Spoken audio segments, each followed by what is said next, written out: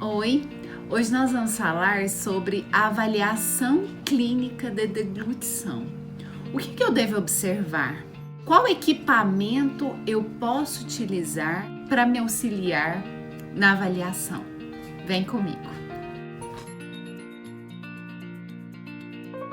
Tem uma frase que cabe muito para cá. Quem não sabe onde quer chegar, qualquer lugar serve. Para eu fazer uma avaliação clínica da deglutição, é importante saber o que eu estou procurando, o que eu estou avaliando. E eu não estou procurando aspiração.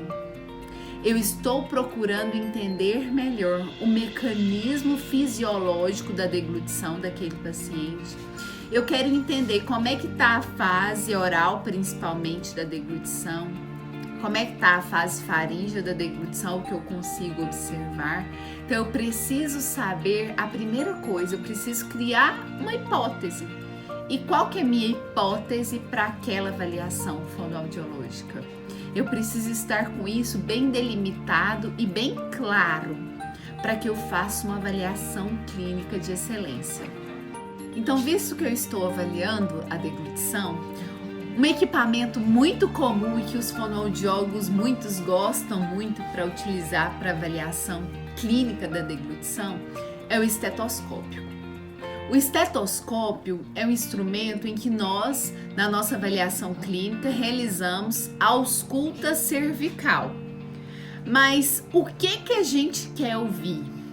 Se você me falar que você está ouvindo penetração laríngea ou aspiração, infelizmente quero dizer que a sua hipótese está errônea.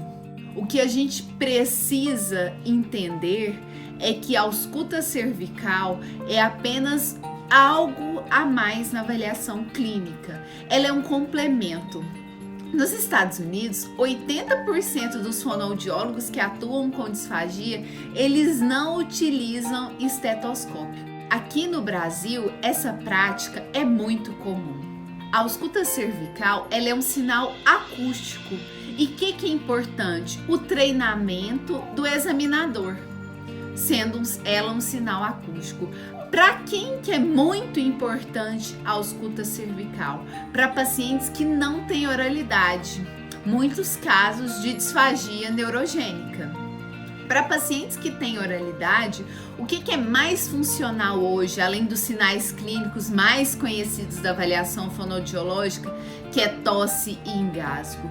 Para pacientes com disfagia neurogênica que não produz voz, uso o estetoscópio. Para pacientes que têm oralidade, eu vejo a voz, o clareamento da voz, se a voz está molhada, se a voz está limpa. A voz é um excelente parâmetro para observarmos na avaliação clínica da deglutição. Nós avaliamos aquilo que nós não vemos, por isso que é necessário tanto a prática clínica e esse juízo do examinador, no caso do fonoaudiólogo. Falando novamente sobre o uso do estetoscópio, da ausculta cervical, não há evidência científica para a utilização desse equipamento.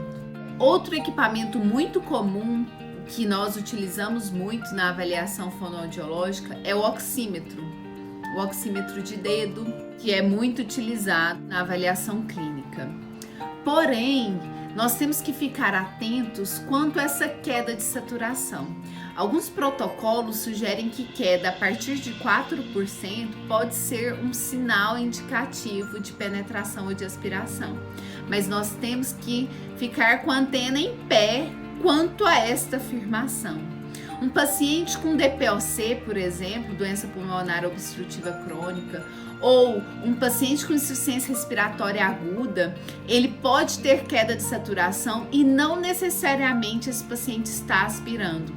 Pacientes que usam máscara de oxigênio durante a nossa avaliação clínica, a retirada da máscara, e às vezes a gente fica usando a máscara de forma intermitente, essa forma intermitente pode ter queda de saturação e não ser indicativo de aspiração. Então, dizer que queda de saturação nos diz se o paciente aspirou ou não, a gente pode ficar atento quanto a isso. Não seria tão sábio fazer essa afirmação. O que nós sabemos é que eu preciso de uma coordenação, respiração e deglutição.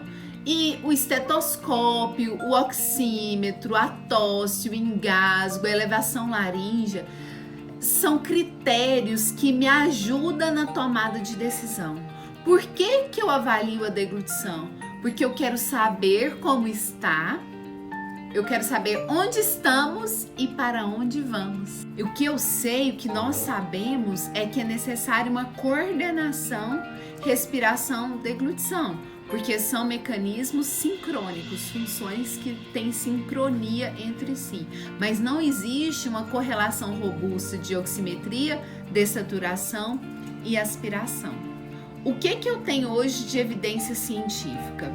Para deglutir, eu preciso ativar musculatura de orbicular. Isso é evidência científica já. Esses outros equipamentos que a gente utiliza vai nos ajudar na tomada de decisão. Então, a ausculta cervical, o uso do estetoscópio, observar alguns sinais como tosse, engasgo, elevação laríngea, são todos aspectos importantes que vai me ajudar na tomada de decisão. Por que eu avalio a deglutição? Eu quero saber onde meu paciente está e para onde ele pode ir, para onde eu posso levar, né? Com a intervenção fonoaudiológica. A equipe solicita avaliação fonoaudiológica para quê? A equipe, por exemplo, no hospital, a equipe de enfermagem, a equipe médica, para saber se o paciente tem condição de via oral ou não. Então, nossa avaliação clínica deve definir e deve avaliar essa segurança. Reforço que é importante avaliar a segurança da alimentação por via oral, verificar se o paciente tem condições ou não de via oral e o ajudá-lo quando ele não conseguir.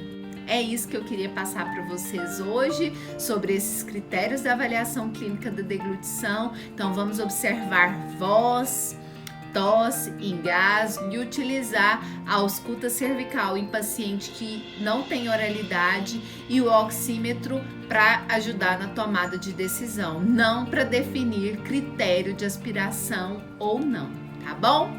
Um beijo e a gente se vê por aí. Tchau!